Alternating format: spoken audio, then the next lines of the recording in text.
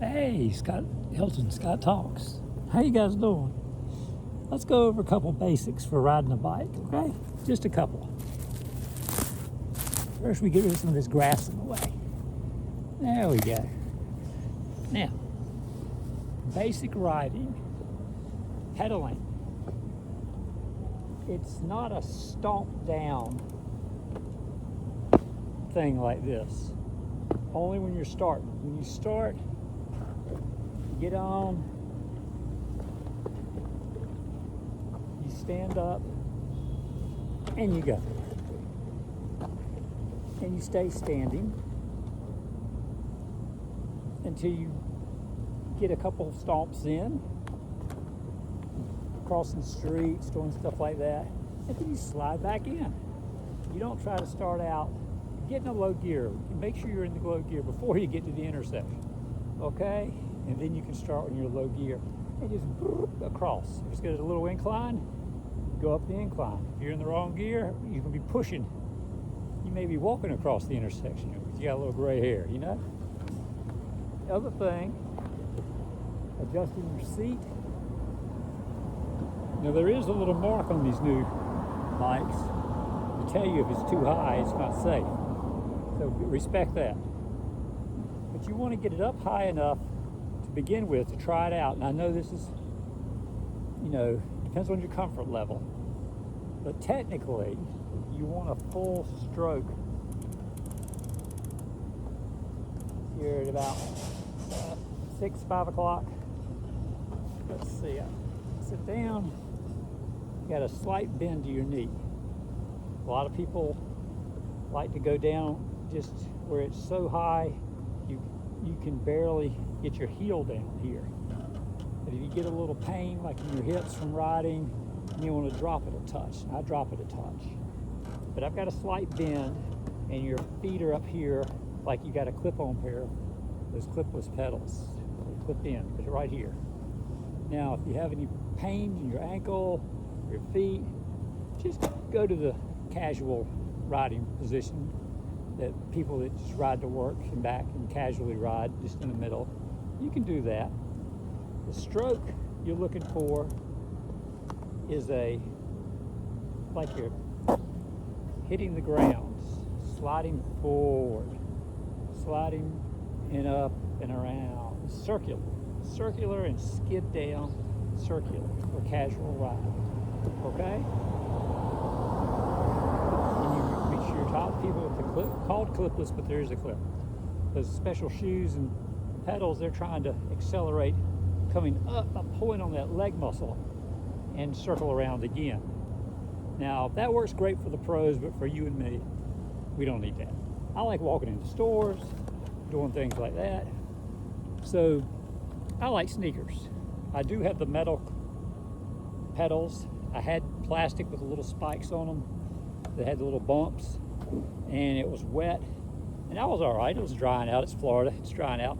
I leaned over, and my foot hit the grass. And I got on, and I went, and I slipped off. And I went, uh-oh, maybe I should get the metal things. And there's some studies that say the metal things are just about as good as the clipless. You know, you're getting just as much of an exercise and a workout for an average person. The only problem with them is if you ever spin it around backwards, those things are metal. They hit your leg, you're gonna know it. So don't do that. Be careful. Getting on and off the bike gets more challenging as you get older. The trick is very simple. One, try to get a bar that's slightly lowered. Then you don't have to deal with that high bar, but if you got the high bar, it's okay. Or you can get a step-through model. The bike I ride to the grocery store, step-through, and I've got a nice milk crate, big solid one, that's not from office store or Target. I mean, this is Amazon. It was solid, 20, 30 bucks. And I zip tied it with some thicker zip strips to my rack so it won't come off. There are clip things that they make at Trek that can clip on the bottom of it. And you can detach it real quick and put it on and off. But I ride that bike all the time to the store.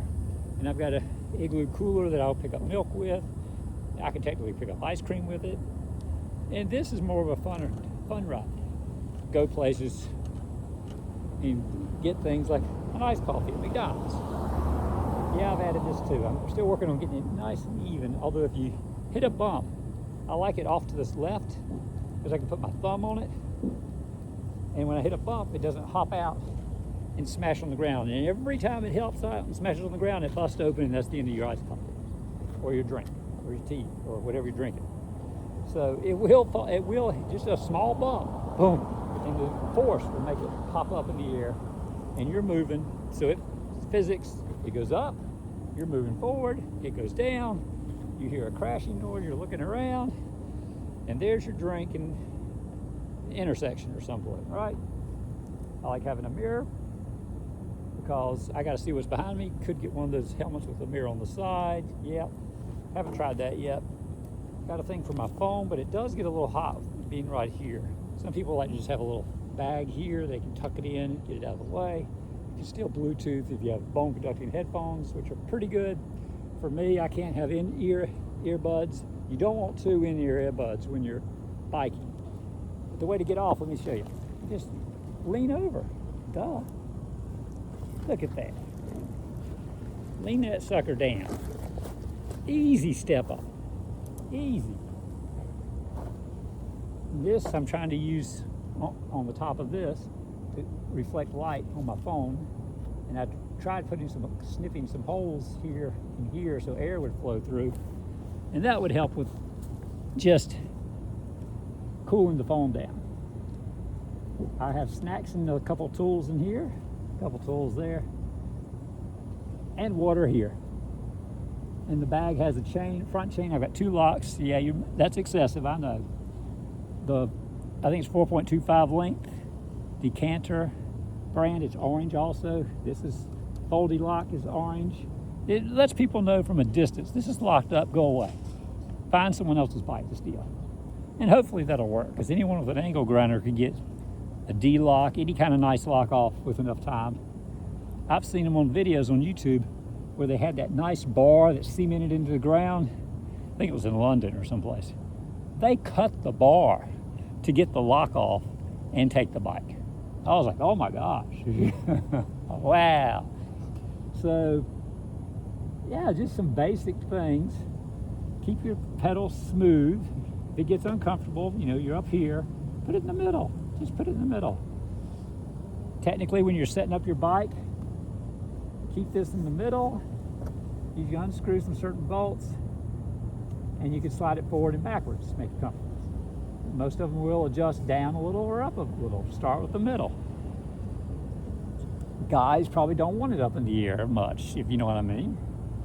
This thing, a big fat seat is not that comfortable. A lot of people would prefer the smaller seat if they're thinner riders. If you're step through and getting a few years on, you may want to sit with a nice bend in your knee and pedal and not have the seats too high to have confidence so that when you stop, you're still standing and you can still put your feet down. I understand that. See, I can kind of hop off without hitting the bar because it's slightly slanted, and I can keep my feet planted because I like keeping my feet planted. My old bike when I was young was up here, and you would hit the bar if you tried to plant your feet without leaning over slightly. So I understand.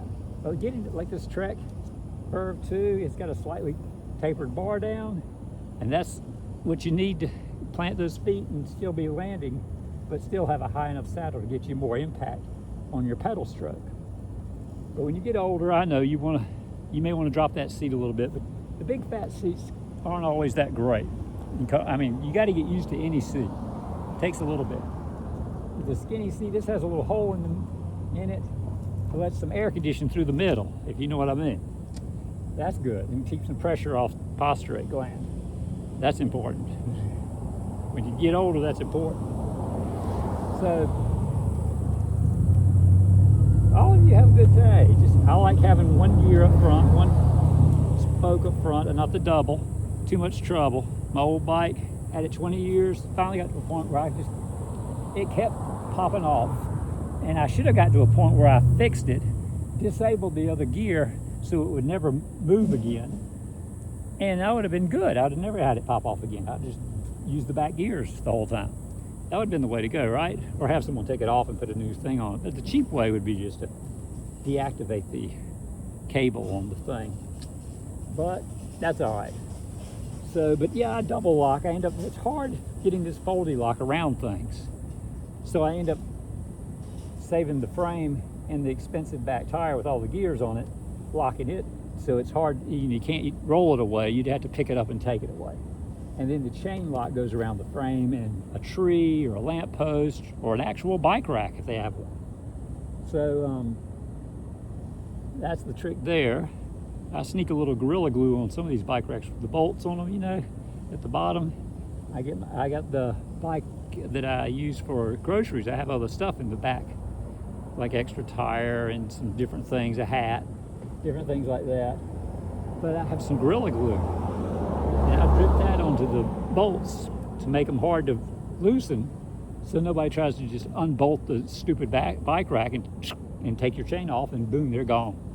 It's a stupid way to design a rack. And the one at Publix here in Ocala, I put Elmer's glue on, clear glue, and that didn't last long, but it was good enough that the next week, that bolt on the top that was about this high, that connected some of the bars together, they were trying to steal something, scooter, electric bike, somebody's bike. And they had literally bent the bolt over trying to get that bolt off because they couldn't get it off. And it's bent over even to this day, because it still had that glue on there. But I put some extra Gorilla Glue on there now. It's a little better, I think. But yeah, because I don't want anyone to steal, doing the cheap thing and stealing my bike. Just taking a pair of pliers and take the bolt off, lift it off the ground, it's gone. So, but be thankful for what you can get.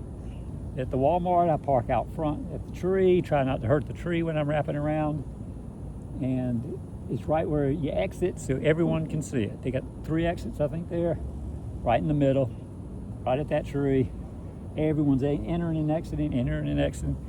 It keeps people honest. You know what I'm saying? And I get the best parking spot up there. Your wife is always, I want to park close, I don't want to walk. And then you're going to walk all over Walmart. And you're like, what? That makes no sense. So get a little exercise in, right?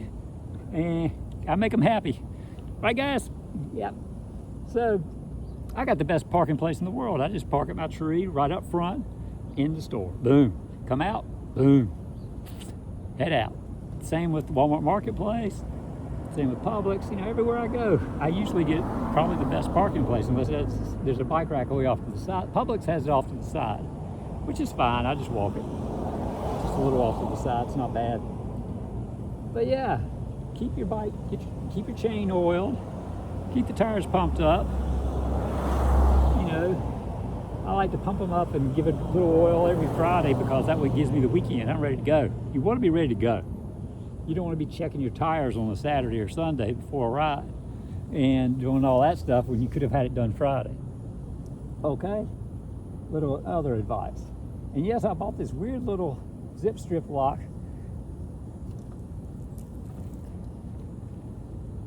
It's for my helmet. And technically you can lock a bike up real fast with it and just keep it from rolling away and run into a store if you want to. I'm a little too paranoid for that trick because they just pick the bike up and walk away with it, or put it in the back of a pickup truck. But that's all right. This helmet costs more money than the other one. The other helmet, the green one, I'm not a huge fan of it because it's green. But I ended up getting it, but see, I got it because they had the helmet turned upside down. The first helmet I saw was kind of a bright yellow, and I went, oh, that's safe. That's all right. And it's a light color because it'll reflect more light. I kind of wanted white, but they didn't have them at the time. And I was like, fine, I'll take the yellow one, and we put it on. It was a little small.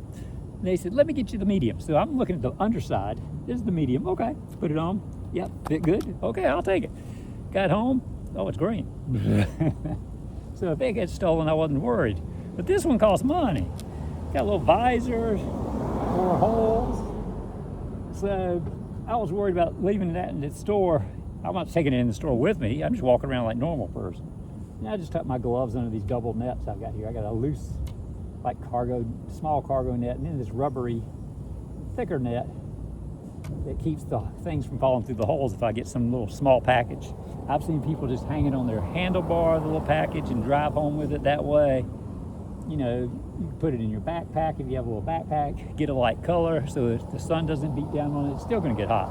Backpacks get hot. That's okay. you do what you gotta do. Got my emergency bungee on each side, looped around the bottom here and going around. You wanna make sure they're on right. You don't want anything falling into the gears or the spokes. Keep it fresh. But if I ever need those two bungees, I can use those as backup to keep wraps things up and take stuff home. You know, whatever I gotta do, right?